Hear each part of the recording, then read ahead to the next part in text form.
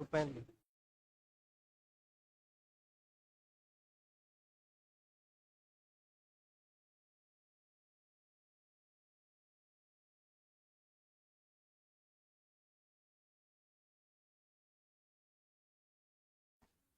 हाँ जी, सभी को राधे राधे। आगे के सब लोग।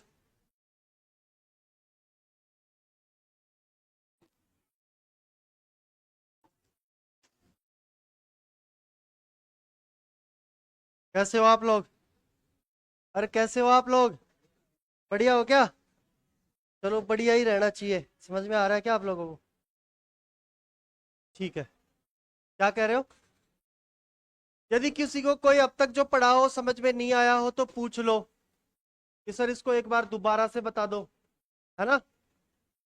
अपने एमसीक्यूज की जो क्लास है ना वो जल्दी आने वाली है। आएगी वो।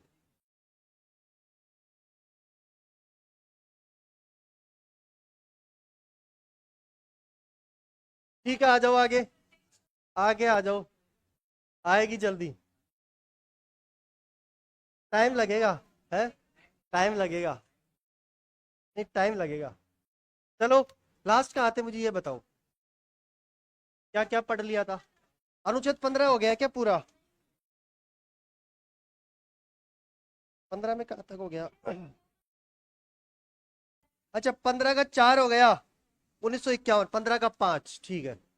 देखो हम पढ़ रहे हैं अनुच्छेद 15। हम पहले तो पढ़ क्या रहे हैं, पहले ये बताओ आप। मूल अधिकार है ना? या सीधा लिख देता हूं मैं।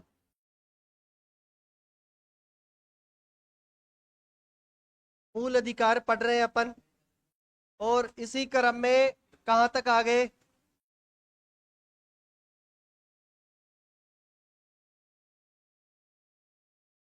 ठीक है।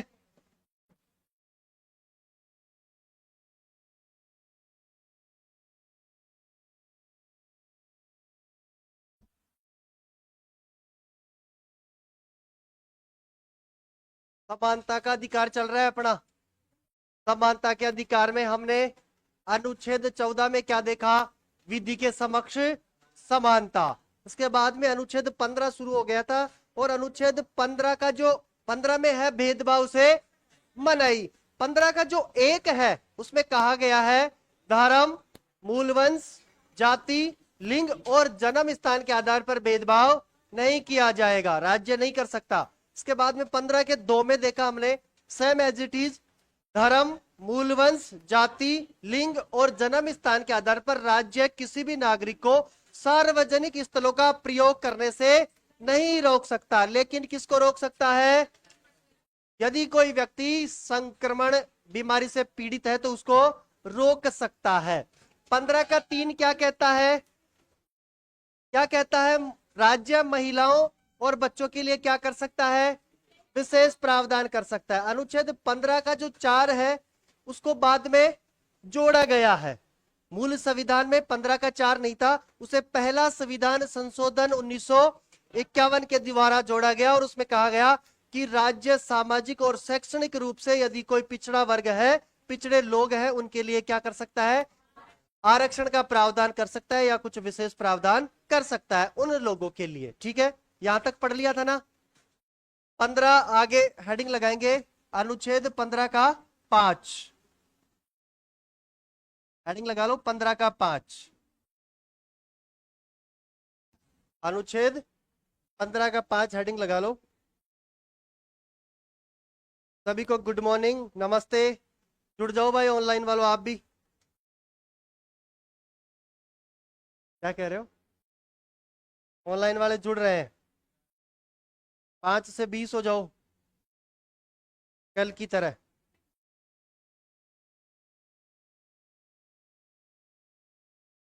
क्या कह रहे हो? आ जाओ। 15 का 5 देखो, इसे बाद में जोड़ा गया था, ये मूल संविधान में नहीं था। तो समझ में तो आ रहा है क्या? तुम सिर्फ सुन ही रहे हो क्या? अरे पूछा करो आपकी सर ये कैसे हुआ, क्या हुआ है, कैसे प्रश्न बन सकता है। जब तक आपके पूछने का भाव नहीं आएगा तब तक आप यही सोच रहे हो, रोज आते हो देख के चले जाते हो। मुझे तो यही लग रहा है ना? कुछ नहीं समझ में आए तो पूछा करो। मुझे लग रहा है सबको समझ में आ रहा है फिर। या तो आपको सबको समझ में आ रहा है या फिर कुछ समझ में नहीं आ रहा, बस ये दो ही हो सकता है। मुझे लगता है समझ में आ रहा है ना। 15 का 5 उसे बाद में जोड़ा गया था। कब जोड़ा गया था इसे? 93, है ना। 93 संविधान संशोधन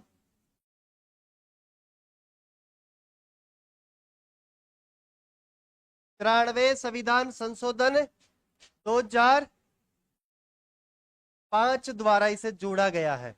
ये मूल संविधान में नहीं था। प्रश्न ऐसे ही आएंगे, बाद में जोड़े गए, है ना। तो बाद में जोड़े गए हैं, बाद के 3 वाले, है ना, 4, 5 और 6। 5 को जोड़ा कब गया? 93 संविधान संशोधन 2005 के द्वारा। इसमें क्या किया गया? देखो इसमें क्या किया जाता है। इसमें किया गया कि SC ST और OBC, बताओ पहले तो SC ST से संबंधित कौन सी अनुसूची है? कौन सी? 5वीं। और कौन सी है? 6वीं भी है। कैसे? कैसे?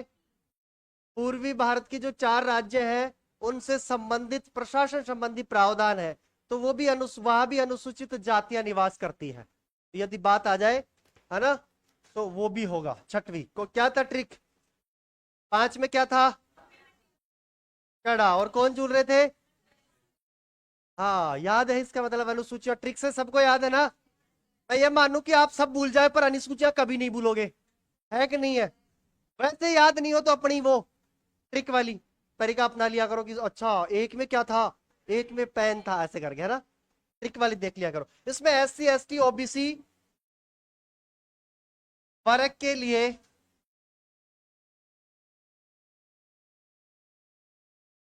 सरकारी और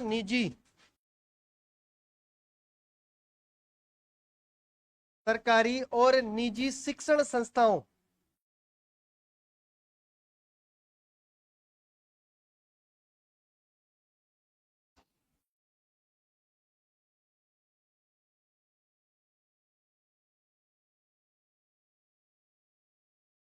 निजी शिक्षण संस्थाओं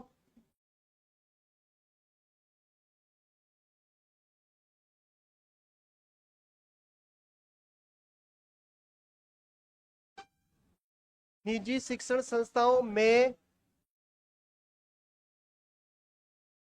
प्रवेश पर आरक्षण का प्रावधान।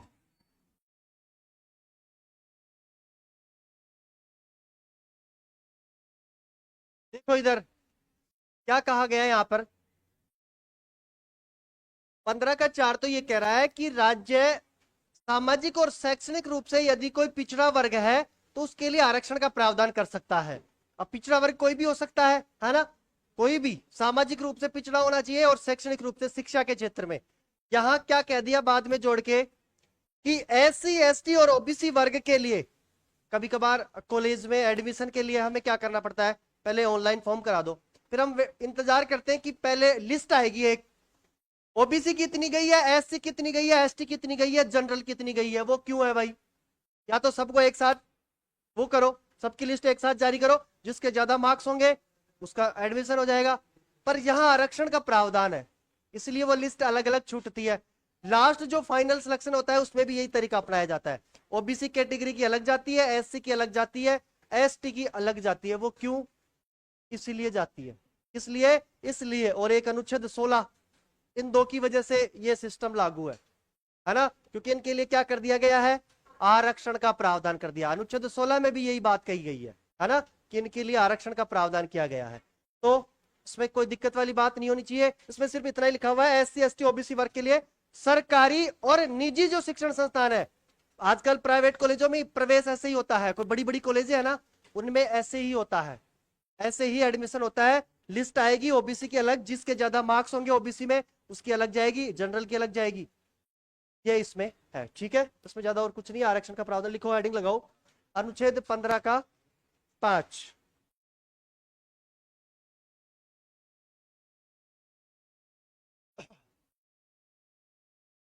जुड़ जाइए ऑनलाइन वालों, आप भी। राजू वर्मा, अनीता सिंह, गुड मॉर्निंग, नमस्ते नमस्ते।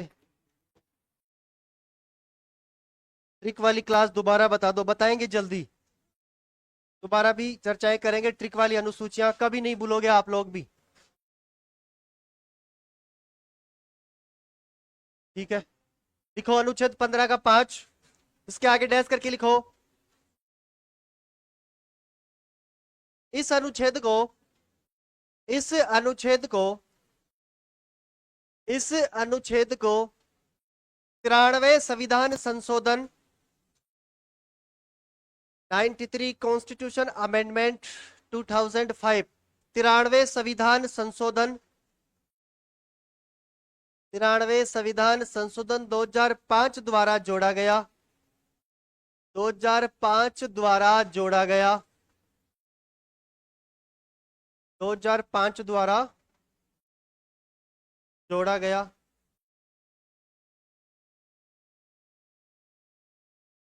दो 2005 द्वारा जोड़ा गया। नीचे वाले लाइन में डैश करके लिखेंगे।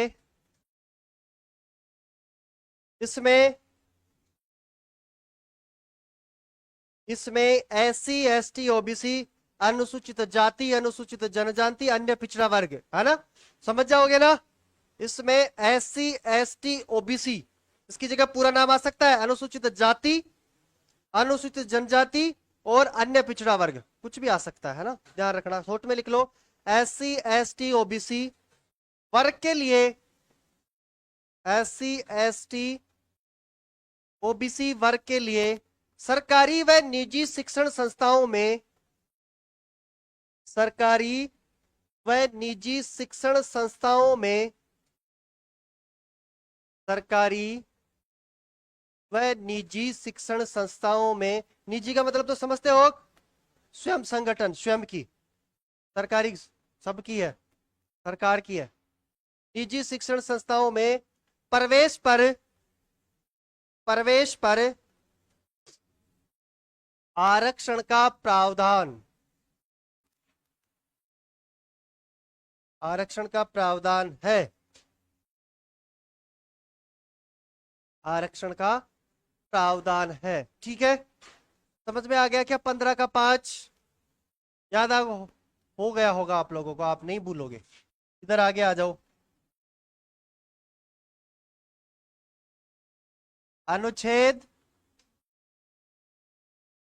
15 का 6 लगा लो हेडिंग, लगाओ हेडिंग, अनुच्छेद 15 का 6। अच्छा आप बताओ, अनुच्छेद 15 में किसका उल्लेख है?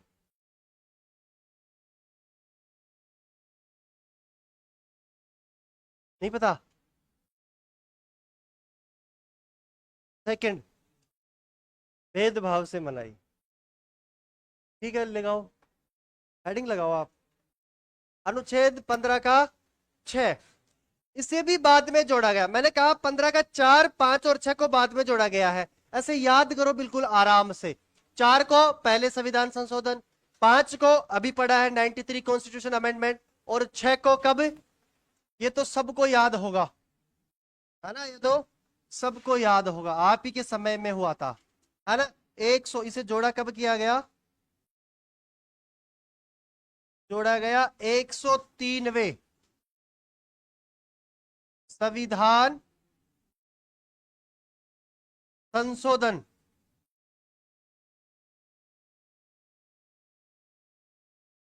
2019 के द्वारा जोड़ा गया।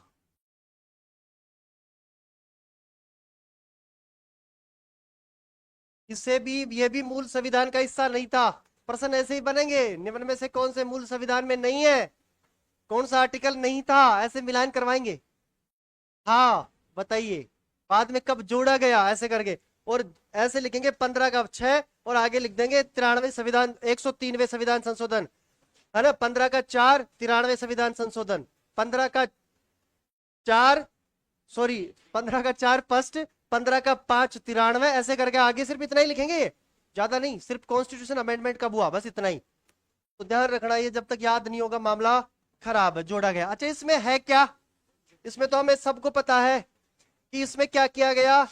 ईडब्ल्यूएस को, ईडब्ल्यूएस तो सब जानते हो, है ना। ईडब्ल्यूएस का मतलब हो गया आर्थिक पिछड़ा वर्ग।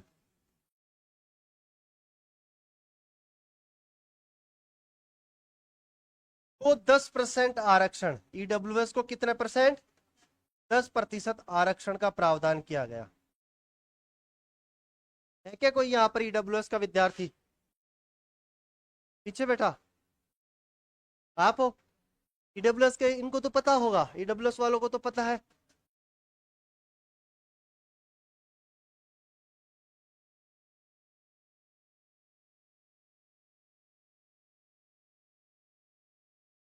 पर मैंने पिछली कुछ भर्तियों में यह देखा है कि यह आरक्षण कोई नाम मात्र का है, ज्यादा फेरबदल नहीं है इनमें, है ना।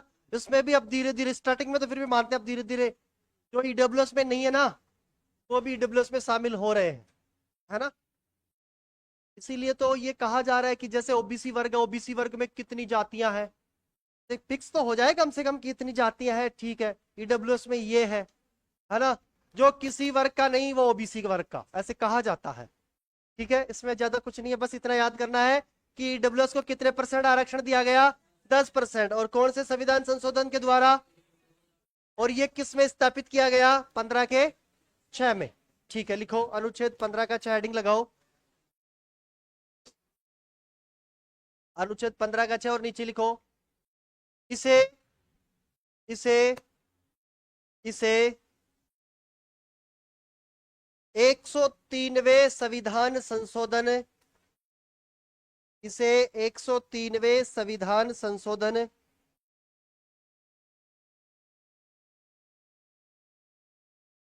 इसे 103वें संविधान संशोधन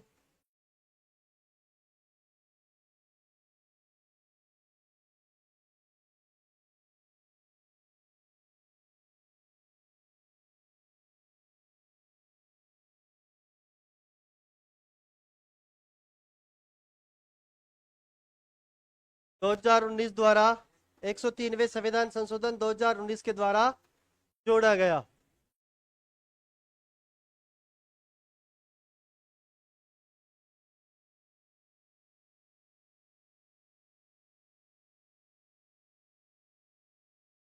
चलो आ जाओ, लिखो नीचे वाले लाइन में डैश करके,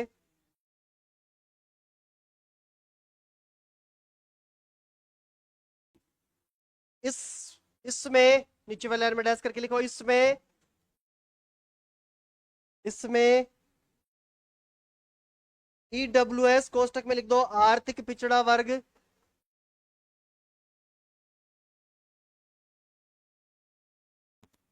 ईडब्ल्यूएस कोष्टक में लिख दो आर्थिक पिछड़ा वर्ग। ईडब्ल्यूएस को 10% आरक्षण दिया गया। ईडब्ल्यूएस को 10% आरक्षण का प्रावधान किया गया या दिया गया, बात एक ही है। 10% आरक्षण का प्रावधान किया गया। यहां तक किसी को कोई समस्या? हम पढ़ क्या रहे हैं, मूल अधिकार। क्या पढ़ रहे हैं, मूल अधिकार। मूल संविधान में मूल अधिकार कितने थे, 7। वर्तमान में कितने हैं, 6। कौन सा मूल अधिकार पढ़ रहे हैं अभी, समानता का मूल अधिकार। उसमें हमने समानता का मूल अधिकार कहां से कहां तक है, 14 से 18 तक। अनुच्छेद 14 में हमने क्या देखा, विधि के समक्ष समानता। विधि के समक्ष समानता, इसका मतलब कानून के समक्ष सब समान है, चाहे वो कितना ही पद में बड़ा हो, चाहे उसका कितनी बड़ी प्रतिष्ठा हो, वो कोई भी हो, पर कानून के ऊपर वो नहीं हो सकता। इसके बाद में हमने 15 को देखा, और 15 में भेदभाव से मनाही है। और भेदभाव भी मनाही में बात कही गई है कि क्या, धर्म, मूल वंश, जाति, लिंग और जन्म स्थान के आधार पर भेदभाव नहीं किया जाएगा। ये हो गया अपना 15 पूरा समाप्त। 15 के 1 2 3 4 5 6 करके हमने देख लिया। आगे चलते हैं, अनुच्छेद 16, हेडिंग लगाओ 16, 15, 16।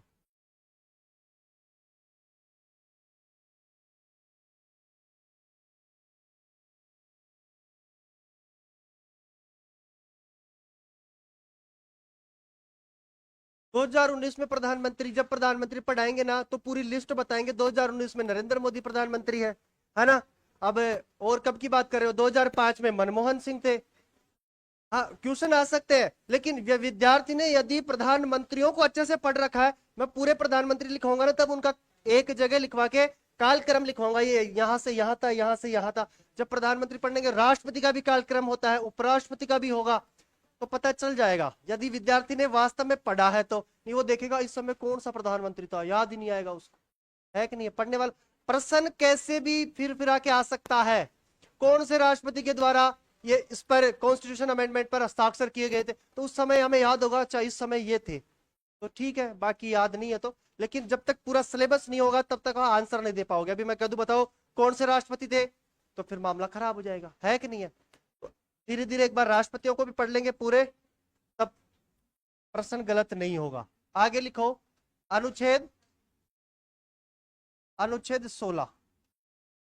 सर जी प्रश्न कैसे भी आ सकते हैं, जब तक पूरा ज्ञान नहीं है ना, क्योंकि आजकल प्रश्न अप्लाइड आने लग गए। मतलब मिलान करो, जब तक चारों के आंसर नहीं आ रहे ना, एबेसेड है मल्टीपल जो चॉइस क्वेश्चन होते हैं, चारों के आंसर नहीं आ रहे, आप आंसर दे ही नहीं सकते। एक भी गलत हो गया तो वो नीचे मिलान ही नहीं होता, यार ये एक नहीं आ रहा, इसी की वजह से पूरा मामला खराब हो रहा है। अरे पेपर जो सेटर है उसने बनाए ऐसे ही है कि यदि एक भी नहीं आए तो आंसर नहीं दे पाएगा, ऐसे पेपर। इसीलिए तो आजकल लगभग पास, मिनिमम पास मार्किंग नहीं हो रही। अभी कल या उसमें हाई कोर्ट ने फोर्थ कर्मचारी वाले के उसमें भी कह दिया कि मिनिमम मार्क्स तो होना चाहिए। ऐसे आप किसको पास कर रहे हो, जिसके नंबर ही नहीं आ रहे उसको भी नौकरी लगा रहे हो, और जिसके नंबर अच्छे आ रहे हैं वो रह रहे हैं। तो देख लो यही है माजरा। उसको रद्द कर दिया गया है, जिसमें अधिकतर महिलाएं थी, जो विडो महिलाएं थी, उनका एक सर्विसमैन थे, उनका पूरा फोर्थ कर्मचारी का रिजल्ट रद्द कर दिया कि नहीं मिनिमम मार्क्स होना चाहिए। अनुच्छेद 16 और 16 में लिख दो डैश करके, लोक नियोजन। अरे सबका नहीं हुआ है, फोर्थ कर्मचारी जो रिजल्ट है 50-53 हजार कितने पोस्ट है ना, हाँ उसमें सबका रिजल्ट रद्द नहीं हुआ है। जिनके 0.033 0.0 कुछ कुछ गई है, उनको कह दिया कि ये कोई मार्क्स है क्या, चाहे वो कोई कैटेगरी में क्यों ना हो, ये मार्क्स सही नहीं है, कुछ मिनिमम क्राइटेरिया होना चाहिए। वैसे बोर्ड की गलती भी मानता हूं मैं, आप बुला रहे हो 10-10 गुना, 10 गुना को बुला लिए, क्या मतलब है 10 गुना को बुलाने से। 10, अरे एक सीट के लिए 10 लोग आएंगे तो कम छूटेगी कि नहीं छूटेगी, यहीं 5 लोगों को बुला लेते तो आराम से। अब मैं कह रहा हूं स्पोर्ट्स जो कोटा है ना, स्पोर्ट्स कोटा, स्पोर्ट्स समझते हो ना, जिसके पास, हाँ उसकी भी 0.0 कुछ गई है, 33 के आसपास, और बुला लिया सभी को। ओल आ जाओ भाई, क्या क्या आवश्यकता पड़ गई सबको बुलाने की, क्या तुम उनके कागज जांच रहे हो क्या कि इनके पास फर्जी सर्टिफिकेट है कि नहीं है। जब बाद में होगा इनको 5 को बुला लो ना, 5 गुना को बुला लो, इन 5 की जांच कर लो। इन 5 को तो आपको लेना देना ही नहीं है, 10 को क्यों बुला रहे हो, जो लग ही नहीं रहा उसको भी बुला रहे हो। बाद में यदि ये 5 लगे तो ये 5 बाद में आ जाएंगे, क्या दिक्कत है, बाद में जांच करवा लेना। अभी इतनी परसेंटेज कम छोड़ के लोगों के मन में वो जो बिठा रहे हो आप, और इसका भी आ गया, इसका भी आ गया, फिर रह जाएंगे। देखना स्पोर्ट्स कोटा का कितना जाएगा, बहुत हाई जाएगा। क्यों भाई, आप ये कह रहे हो कि हाँ वहां जीमड़ा है और बड़े बड़े पकवान बड़े हैं, खा के आएंगे, वहां जाके देखते हैं कुछ नहीं है, मामला बरसात आ गई, मामला खराब है ना, भूखे आ गए, ये स्थिति है। गवर्नमेंट को ऐसा नहीं करना चाहिए, बस इसको बोर्ड को कि फिक्स बुला लो, इतने हैं बस, बात खत्म। लोक नियोजन,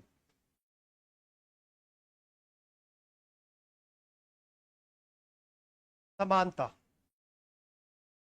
लोक नियोजन में समानता लिख लो। अभी समझाता हूं ये लोक नियोजन क्या है। हेडिंग लगा लो, अनुच्छेद 16, लोक नियोजन में समानता।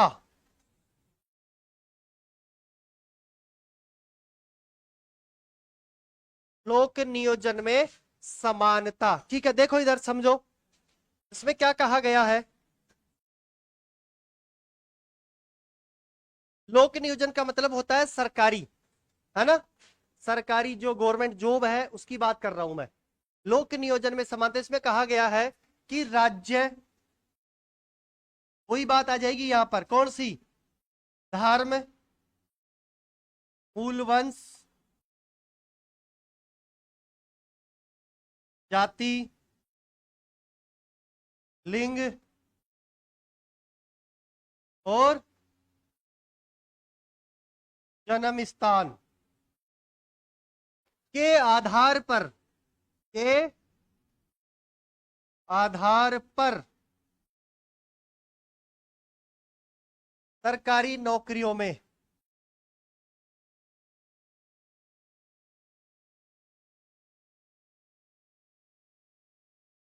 सरकारी नौकरियों में, सरकारी नौकरियों में भेदभाव नहीं करेगा।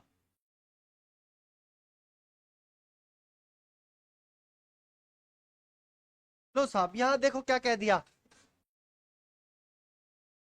धर्म, मूल वंश कहाँ का है कोई दिक्कत नहीं है, बस राजस्थान की भर्ती है तो राजस्थान का होना चाहिए, बाहर का भी हो सकता है, उनको भी दिया गया है स्थान। भारत से बाहर का है तो उसकी भी कुछ क्राइटेरिया रखा गया है। जाति, वो कौन सी जाति से है, क्या है, इस पर भी कोई वो दिक्कत नहीं होनी। लिंग, पुरुष है, महिला है, ट्रांसजेंडर है, कोई भी हो सकता है। जन्म स्थान, वो कहाँ जन्म ले रहा है, इसकी भी कोई दिक्कत नहीं है ना, के आधार पर सरकारी नौकरियों में भेदभाव नहीं करेगा। ऐसे नहीं कहेगा नहीं ये तो इस धर्म से है, इसको तो इस नौकरी में नहीं लगाएंगे, नहीं, सरकारी नौकरी है, सबको स्थान बराबर दे रखा है, ये 16 कह रहा है। ये बात तो कह दी कि भेदभाव नहीं करेगा, और नीचे क्या जोड़ दिया, इसी के जस्ट नीचे क्या जोड़ दिया, राज्य, राज्य सामाजिक, देखो फिर से जोड़ दिया ये बात, है ना, 15 का 4 भी यही कहता था और 16 भी यही कह रहा है, राज्य सामाजिक व शैक्षणिक, शैक्षणिक रूप से पिछड़े वर्गों के लिए, पिछड़े वर्गों के लिए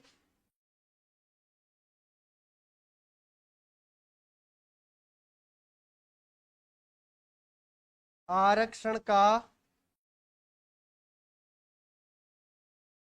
प्रावधान कर सकता है।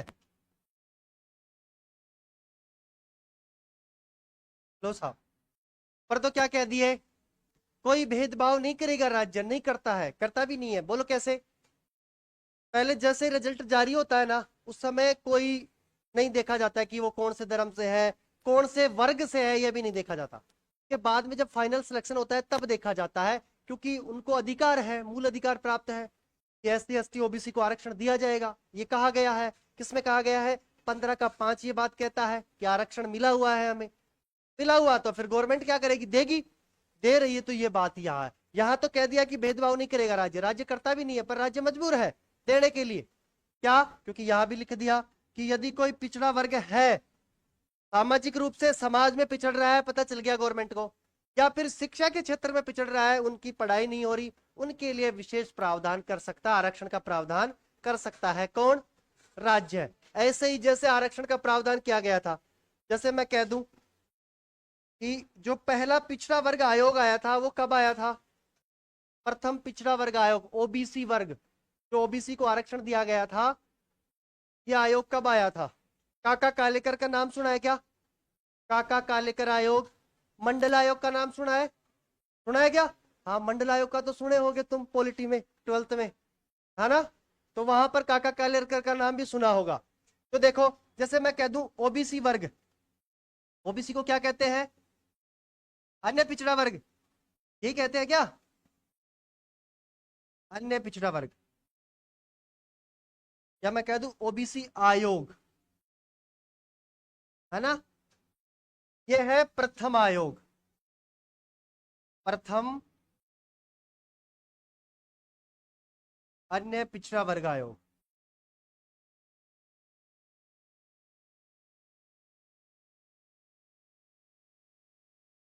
कब आया था ये?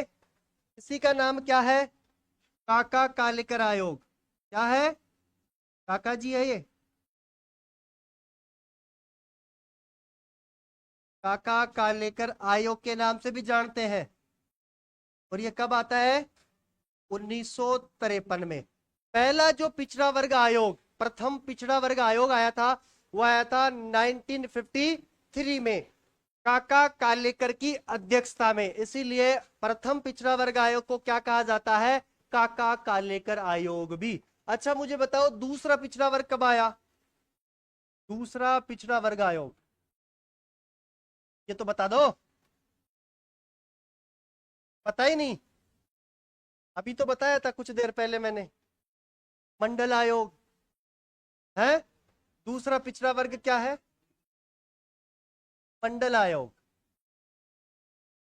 मंडल आयोग, या इसी को कहते हैं दूसरा पिछड़ा वर्ग आयोग, ओबीसी वर्ग आयोग। ये आया था बीपी मंडल, है ना, 1978। बीपी मंडल, बिंदेश्वरी प्रसाद मंडल, याद है क्या सर? बहुत दिनों पहले पढ़ा था, है ना। दूसरा पिछड़ा वर्ग आता है 1978 में, बीपी मंडल की अध्यक्षता में, इसीलिए इसको मंडल आयोग भी कहा गया है। समझ गए? मोरारजी देसाई थे इस समय। ये पहले ये आता है 1953 में, इसको देखते हैं, भूल जाते हैं, लागू नहीं करते इसकी रिपोर्ट को। ठीक है साहब, मत करो। इसके बाद में जब मोरारजी देसाई प्रधानमंत्री बनते हैं, वो कहते हैं कि यार ऐसे तो होना चाहिए ओबीसी के लिए कुछ तो। बना दिया साहब। बीपी मंडल को कहा कि तुम देख लो ओबीसी को कैसे क्या देना है, रिपोर्ट पेश करो। बीपी जी, बिंदेश्वरी प्रसाद मंडल जी रिपोर्ट तैयार करते हैं। रिपोर्ट तैयार करके जैसे ही सबमिट करते हैं, उससे मोरारजी देसाई की सरकार गिर जाती है। गिरने के बाद में चौधरी चरण सिंह आ जाते हैं। अब ये कांग्रेस के समर्थन से थे। इसके बाद में 1980 में वापस इंदिरा गांधी आ जाती है। फिर मामला भूल जाते हैं इसको। आगे चर्चाएं करूंगा जब मैं प्रधानमंत्रियों को पढ़ाऊंगा ना, तब इनकी डिटेल से चर्चाएं करूंगा, है ना। इसको भूल जाते हैं, भूल बाल के फिर आगे कोई ध्यान ही नहीं देता। इंदिरा गांधी आ जाती है, राजीव गांधी आके चले जाते हैं, फिर आते हैं वीपी सिंह, विश्व प्रताप सिंह, गठबंधन की सरकार आती है 1989 में। तब इसको लागू करते हैं। 1990 में इसकी रिपोर्ट को लागू कर दिया जाता है। समझ गए क्या? उसके बाद में 27% आरक्षण दिया गया है ओबीसी वर्ग को। याद है क्या? कोई बात नहीं, नहीं याद है तो आगे इसकी चर्चा करेंगे। हेडिंग लगाओ, अनुच्छेद 16 लोक नियोजन में समानता। लोक नियोजन का मतलब हो गया जनता, और नियोजन का मतलब हो गया नई जो भी सरकारी नौकरियां हैं उनमें सबको समान रूप से दिया जाएगा। सरकारी नौकरियों में सब में समानता देखी जाएगी। ठीक है, लिख लिया? नीचे वाले में डैश करके लिखो, राज्य, मैं फिर से कह रहा हूं, इसके क्रम का ध्यान रखना, इसके क्रम का ध्यान रखना, ये क्रम ही लिखना है। राज्य, धर्म, मूलवंश, राज्य, धर्म, मूलवंश, या ट्रिक बना लो इनकी, TMJLJ, TMJLJ, या हिंदी में बनाना चाहो तो दमू जालीज, दमू जालीज, दमू जालीज। बार बार ट्रिक से याद कर लो, बस ये क्रम हो जाएगा, है ना। हाँ, दमू जालीज, हाँ ऐसे याद कर लिए, मैं बताऊंगा ट्रिक से। ऐसे फिर अनुसूचियां याद कर लेते, वो क्यों करते हो? अच्छा क्या था, 3 में ऐसे करके चश्मा था, ट्रिक से है। आ जाओ, धर्म, मूलवंश, जाति, लिंग और जन्म स्थान के आधार पर राज्य, राज्य,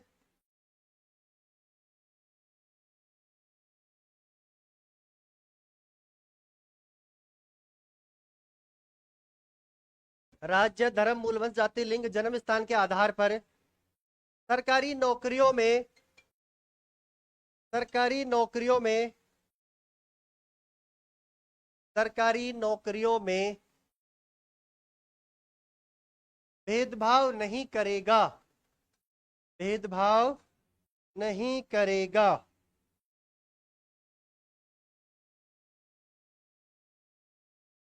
भेदभाव नहीं करेगा।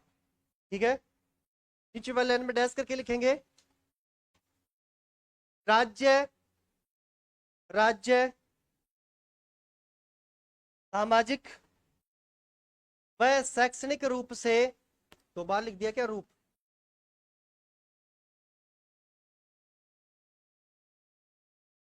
राज्य सामाजिक व शैक्षणिक रूप से पिछड़े वर्गों के लिए रूप से पिछड़े वर्गों के लिए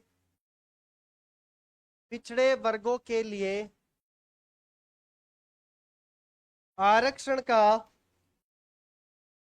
पिछड़े वर्गों के लिए आरक्षण का प्रावधान कर सकता है।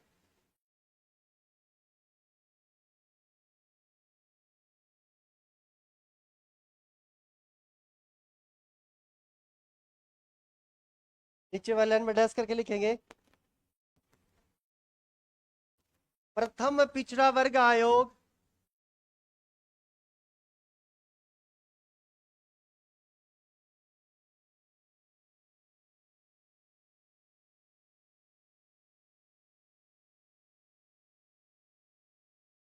प्रथम पिछड़ा वर्ग आयोग कोष्टक में लिखो ओबीसी। प्रथम पिछड़ा वर्ग आयोग कोष्टक में लिखो ओबीसी। ओबीसी है ना, आगे डैश करके लिख दो 1953। ओबीसी 1953 डैश करके लिख दो काका कालेकर। समझ जाओगे आप। पहला पिछड़ा वर्ग आयोग मतलब कि ओबीसी अन्य पिछड़ा वर्ग आयोग 1953 में आता है काका कालेकर की अध्यक्षता में। ऐसे डैश करके लिख दो 1953 डैश करके लिख दो काका कालेकर।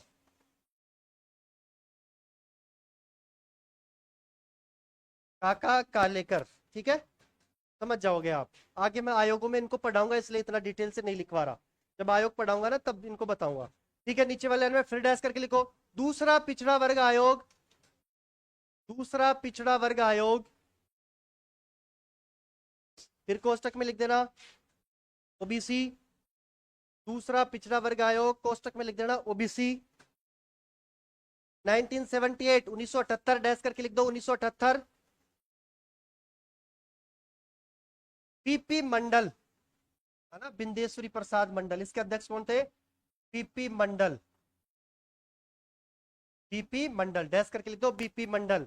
इसलिए इसको और किस नाम से जानते हैं? मंडल आयोग, बीपी मंडल। पूरा नाम बिंदेश्वरी प्रसाद मंडल अभी मत लिखो, बस डैश करके लिख दो बीपी मंडल। और लिखना चाहो तो इतना और लिख दो मंडल आयोग। प्रश्न पूछ सकता है मंडल आयोग कब क्या है, बीपी मंडल के आगे और लिख दो मंडल आयोग। इसको भी कहते हैं काका कालेकर आयोग। समझ जाओगे आप। ठीक है, ये अनुच्छेद 16 हो गया। आ जाओ अनुच्छेद 17 की तरफ। हेडिंग लगाओ अनुच्छेद 17।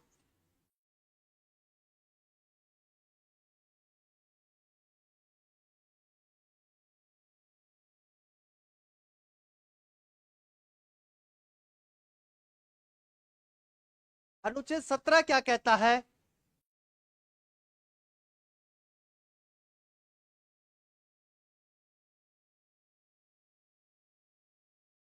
अस्पृश्यता, इसी को मैं कह दूं या छुआछूत।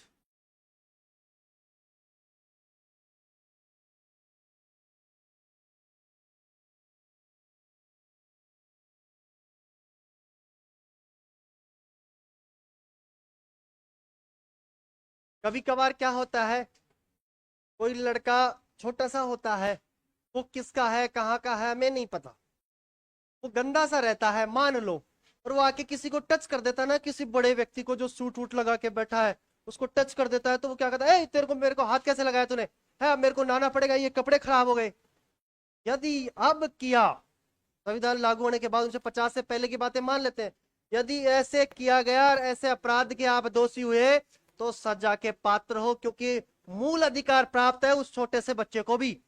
अस्पृश्यता का अंत। आप छुआछूत का यदि विरोध कर रहे हो कि कोई छू रहा है, आपको गलती से हाथ लग गया और उस पर चढ़ गए, आप बोले तूने मेरे को कैसे टच किया, तू कौन है मैं कौन हूं, देख क्राइटेरिया देख, वो देखेगा। उधर चलेंगे अपन अनुच्छेद 32 के तहत, वहां देखेंगे तू बड़ा है कि मैं बड़ा हूं, या अनुच्छेद 226 के तहत हाईकोर्ट में चलेंगे, वहां देखेंगे तू बड़ा है कि मैं बड़ा हूं। आजा वहां देखेंगे, है ना, क्योंकि उसे मूल अधिकार प्राप्त है और मूल अधिकारों को संरक्षण प्राप्त है। सुप्रीम कोर्ट संरक्षण करता है और राज्य में हाई कोर्ट संरक्षण करता है। तो इसलिए छुआछूत का अंत कर दिया कि अब आप ये नहीं कह सकते किसी ने टच कर दिया, कोई गलती से आप कहीं हो गए तो आप ओ मेरे तो आज तो पूरा ही दिन खराब चला गया, क्या हुआ, सीट में बस में सीट में बगल में पता नहीं कौन बैठा था, कौन बैठा था उसको बोल के आता तू, फिर वो बताता तेरे को कौन बैठा था। घर आके तो हर कोई बोल देगा, उसको बोल उसको बोलेगा तो वो सुना देगा। आजकल होता है ऐसा, क्योंकि उसको भी तो मूलाधिकार प्राप्त है भाई, तेरे को प्राप्त है तो उसको भी प्राप्त है। ऐसे तो है नहीं आप किसी को नीचा समझ लो, नहीं, भेदभाव से मनाई, है ना। बिल्कुल साफ कहता है कि सबको समानता का अधिकार है। ठीक है, लिख लो इसमें अस्पृश्यता, अस्पृश्यता या छुआछूत का अंत। आर्टिकल 17 कहता है, एज इट लाइन लिख दो, लिख दो इसके as it is same to same, स्पर्शता या छुआछूत का अंत लिख दिया। इसमें नीचे वाले लाइन में डैश करके लिखो, इसके अंतर्गत, इसके अंतर्गत, इसके अंतर्गत, इसके अंतर्गत छुआछूत को निषेध किया गया है। इसके अंतर्गत छुआछूत को निषेध किया गया है। इसके अंतर्गत छुआछूत को निषेध किया गया है।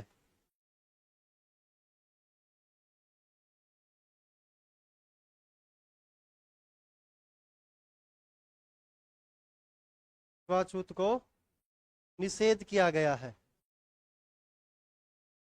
लिख लिया? ठीक है, 17 में इतना ही है। अस्पृश्यता का अंत लिखो 18, अनुच्छेद 18।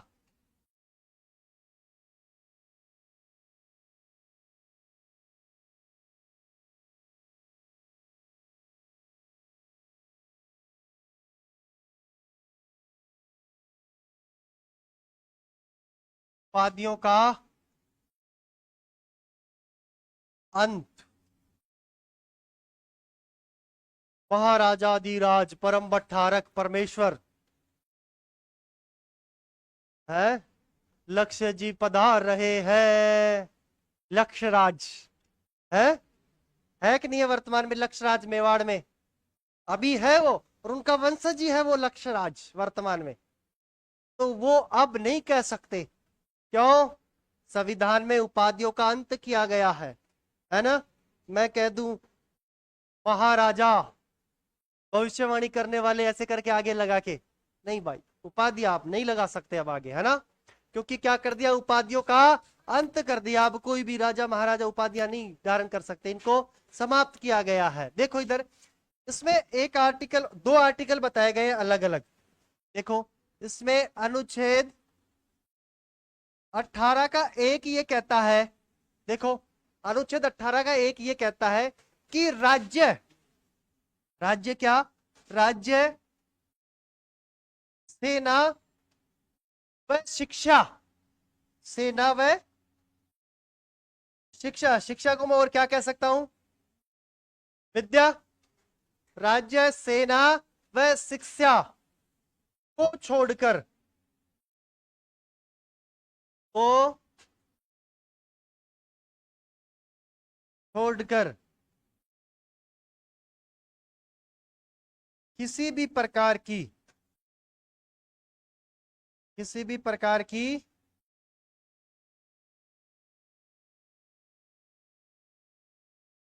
किसी भी प्रकार की उपाधि प्रदान नहीं करेगा। राज्य, सेना व शिक्षा को छोड़कर किसी भी प्रकार की उपाधि प्रदान नहीं करेगा। सेना और शिक्षा के मामले में उपाधि धारण की जा सकती है। जैसे सेना, सेना में क्या कहेंगे? जैसे कर्नल, ब्रिगेडियर, ऐसे करके, है ना, इनके नाम के आगे ये लगा सकते हैं। शिक्षा की बात करूं मैं, तो शिक्षा से जैसे मैं कह दूं पीएचडी वाले डॉक्टर लगाते हैं, डॉक्टर, है ना। प्रोफेसर, प्रोफेसर है वो, तो ऐसे नहीं कहते क्या? सिर्फ उपाधि से बोल देते हैं उनको, अरे वो तो पॉलिटिकल साइंस के प्रोफेसर है कि नहीं है। तो शिक्षा से संबंधित उपाधियां धारण की जा सकती है, सेना से संबंधित उपाधियां धारण की जा सकती है, इसके अलावा कोई भी उपाधि धारण नहीं की जा सकती। और एक बात और कह दी इसमें, अनुच्छेद 18 का 2, अनुच्छेद 18 का 2, इसमें यह कहा गया कि भारत का कोई भी नागरिक, भारत का कोई भी नागरिक विदेशी उपाधि स्वीकार करने से पहले राष्ट्रपति की अनुमति लेगा। या मैं कह दूं सीधा, भारत का कोई भी नागरिक, कोई भी नागरिक राष्ट्रपति, राष्ट्रपति की अनुमति, राष्ट्रपति की अनुमति के बिना, के बिना विदेशी उपाधि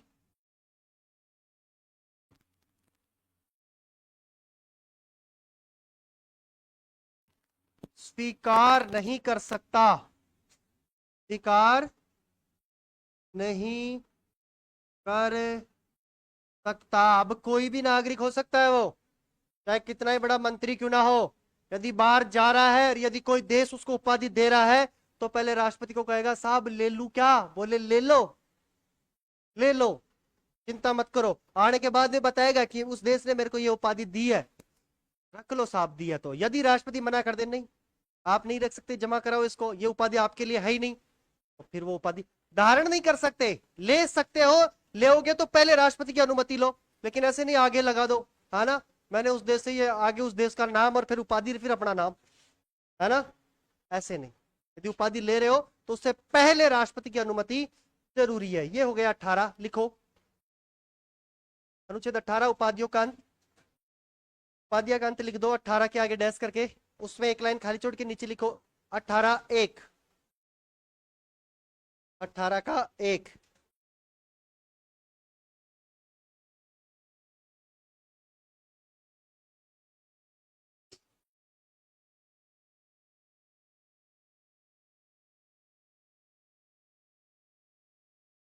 अठारह के 1 में डैश करके लिखेंगे राज्य, राज्य सेना व शिक्षा, शिक्षा के कोष्टक में विद्या लिख देना,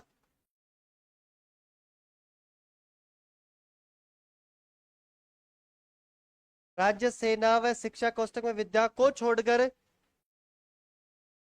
को छोड़कर, को छोड़कर किसी भी प्रकार की उपाधि, राज्य सेना व शिक्षा को छोड़कर किसी भी प्रकार की उपाधि प्रदान नहीं करेगा, प्रदान नहीं करेगा, प्रदान नहीं करेगा,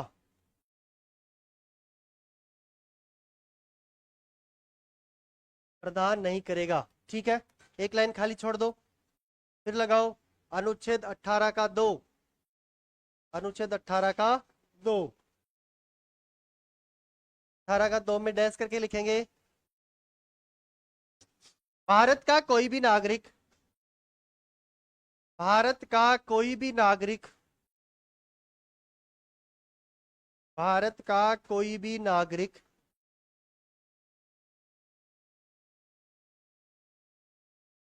राष्ट्रपति की अनुमति के बिना, भारत का कोई भी नागरिक राष्ट्रपति की अनुमति के बिना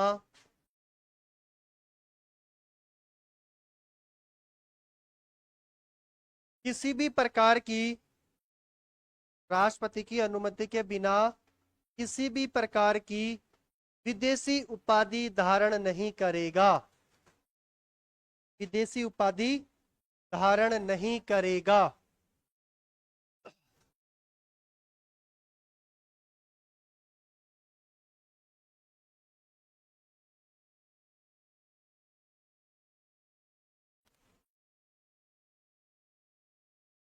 ठीक है, उपाधि धारण नहीं करेगा।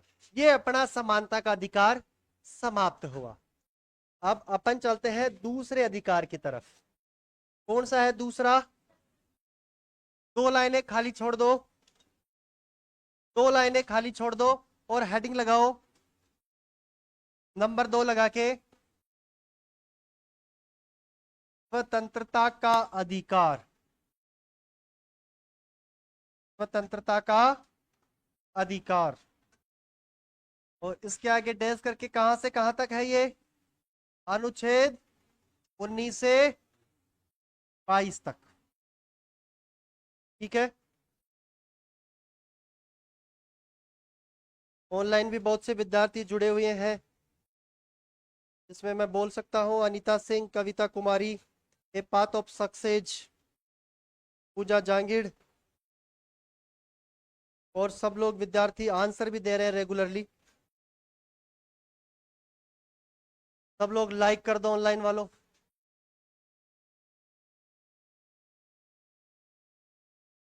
ठीक है। अनुच्छेद 18 से 19 से 22 तक की चर्चाएं अपन कब करेंगे? अगली क्लास में, है ना। स्वतंत्रता का अधिकार अगली क्लास में पढ़ेंगे। ठीक है। Thank you.